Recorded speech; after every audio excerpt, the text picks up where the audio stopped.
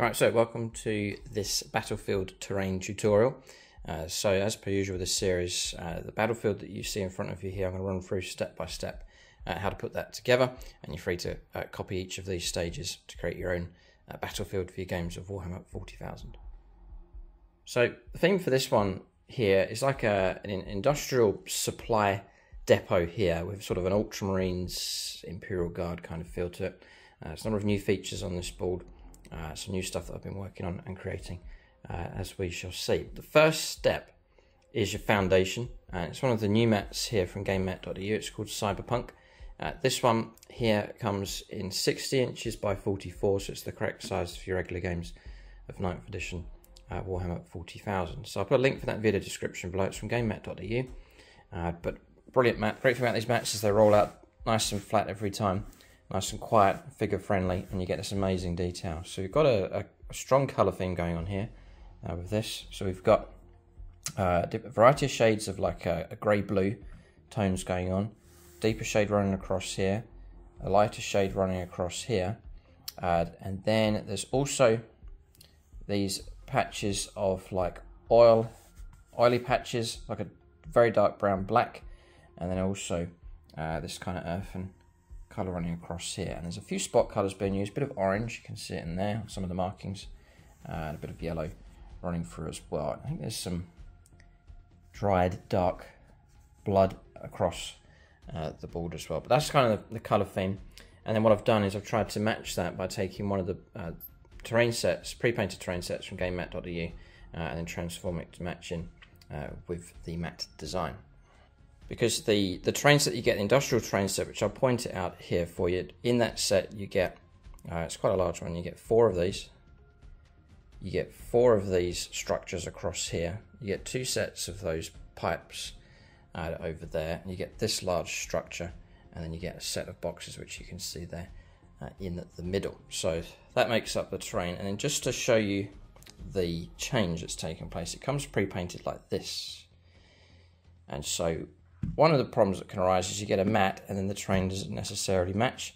As you can see here, it looks okay, but it doesn't really tie in with the terrain. So what I've done is picked out the colours that you can see in this mat as best as I can, and then applied that to the terrain just to get the whole thing to match in nicely. So there's too much to cover in this video, so what I'm planning to do so that you can really replicate this board is I have a tutorial lined up at how to transform GameMat.eu terrain to match in with this particular board. So you'll be able to copy that and apply that to that whole terrain set, or whichever set you choose. You don't have to use industrial terrain set. They do a chem zone set, which looks really good. But that painting process, which is very, very straightforward, I would say that I transformed their terrain in about 4 hours. It took the entire set. Didn't take too long at all. So I plan to do a tutorial to reveal that too and guide you through. And then you'll be able to match in the terrain with the mat, just to get that nice flow and theme running across the board. So keep a look out for that on the channel. I plan to release that quite soon.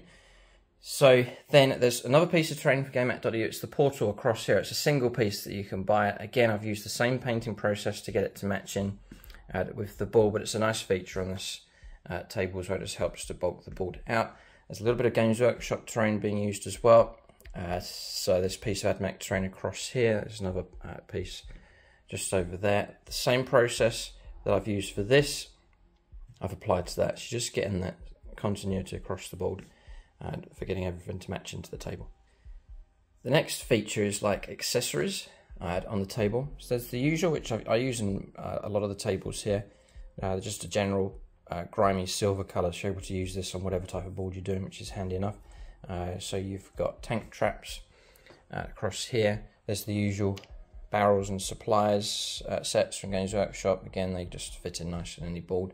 Bit of AdMech stuff going on here that fits in nicely with this as well. Then you've got your stones and scatter. So spare parts from model kits.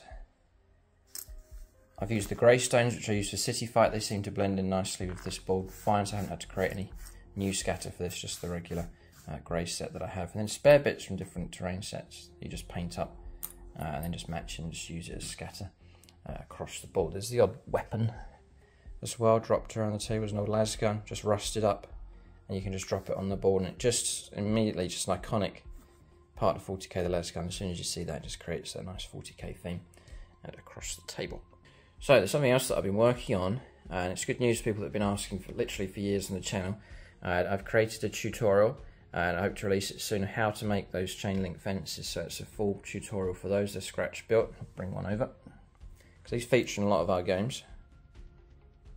These are scratch built, and I'll show you how to construct and build those. A bit fiddly, but once you can master those, you can build your own sets for your games of 40k. And so with that tutorial, the same process can be used to create these walkways. Same materials, same process.